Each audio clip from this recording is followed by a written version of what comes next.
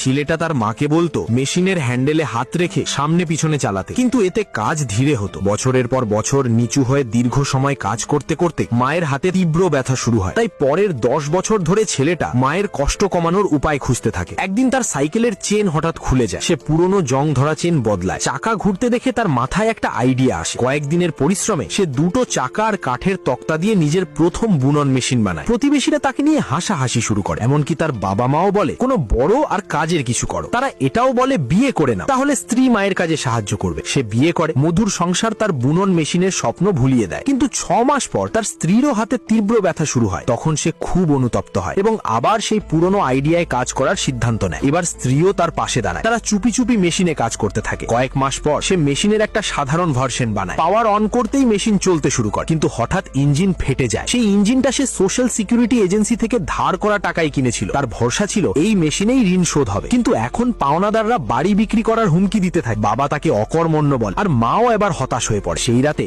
সে একা নদীর ধারে চলে যায়। ব্যথা আর হতাশা তার বেঁচে থাকার ইচ্ছা কেড়ে নেয়। পরদিন সকালে সে বাড়ি ফেরে, কিন্তু স্ত্রী তাকে বকাঝকড়া না করে নিজের গয়না দিয়ে দেয় যাতে ঋণ শোধ করা যায়। পরদিন তারা শহরে যাওয়ার সিদ্ধান্ত নেয়। লোকটা খুবই সৎ ছিল, তাই যাত্রীরা তার সাথে দুর্ব্যবহার করত। একদিন তার দুর্ঘটনাও হয়। হাসপাতালে সে দেখে পাশের বেডের লোকটা ইলেকট্রিশিয়ান লাইসেন্সের পড়াশোনা করছে। সে বইটা উল্টে কয়েক সেকেন্ডেই কঠিন প্রশ্ন সমাধান করে ফেলে। সেই লোকটা তাকে এক কন্ট্রাক্টরের সাথে পরিচয় করিয়ে দেয়, আর অবশেষে সে চাকরি পায়। 1 বছর পর সে স্ত্রী আর ছেলেকে নিয়ে বাবা মায়ের সাথে দেখা করতে আসে। সে মেশিনটাও নিয়ে যেতে চেয়েছিল, কিন্তু বাবা মা বাধা দেয়। তাদের মনে হয় মেশিনটা অশুভ। তার বাবা তো সেটা জ্বালিয়েই দেয়। শুধু স্ত্রী বলে হার মানন। সে দিনে কাজ করতো আর রাতে মেশিন নিয়ে পড়াশোনা চালিয়ে যেত। পুরো 1 বছর পর সে দ্বিতীয় স্পিনিং মেশিন বানায়, কিন্তু স্ত্রীর মনে হয় কিছু একটা ভুল আছে। সুতোটা ফিগার আর্টের মতো ঘুরে বোনা উচিত, গোল করে না। এটা শুনে লোকটার রাগ ফেটে যায়। সে মেশিন ভেঙে কাবাডিতে বিক্রি করে। পরদিন সে বুঝতে পারে সুতোকে ফিগার আর্টে ঘরাতে শুধু একটা ছোট্ট গোল ছিদ্রই যথেষ্ট ছিল। সে দৌড়ে কাবাডির কাছে যায় আর সব পার্টস আবার কিনে আনে। কিছুটা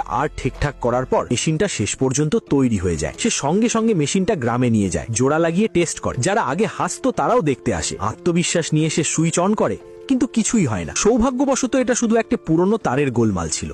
তাদের মনে হয় মেশিনটা অশুভ। তার বাবা তো সেটা জ্বালিয়েই দেয়। শুধু স্ত্রী বলে হার মানন। সে দিনে কাজ করতো আর রাতে মেশিন নিয়ে পড়াশোনা চালিয়ে যেত। পুরো 1 বছর পর সে দ্বিতীয় স্পিনিং মেশিন বানায়, কিন্তু স্ত্রীর মনে হয় কিছু একটা ভুল আছে। সুতোটা ফিগার আর্টের মতো ঘুরে বোনা উচিত, গোল করে না। এটা শুনে লোকটার রাগ ফেটে যায়। সে মেশিন ভেঙে কাবাডিতে বিক্রি করে। পরদিন সে বুঝতে পারে সুতোকে ফিগার আর্টে ঘরাতে শুধু একটা ছোট্ট গোল ছিদ্রই যথেষ্ট ছিল। সে দৌড়ে কাবাডির কাছে যায় আর সব পার্টস আবার কিনে আনে। কিছুটা আর্ট ঠিকঠাক করার পর মেশিনটা শেষ পর্যন্ত তৈরি হয়ে যায়। সে সঙ্গে সঙ্গে মেশিনটা গ্রামে নিয়ে যায়, জোড়া লাগিয়ে টেস্ট করে। যারা আগে হাসতো তারাও দেখতে আসে। আত্মবিশ্বাস নিয়ে সে সুইচ অন করে, কিন্তু কিছুই হয় না। সৌভাগ্যবশত এটা শুধু একটা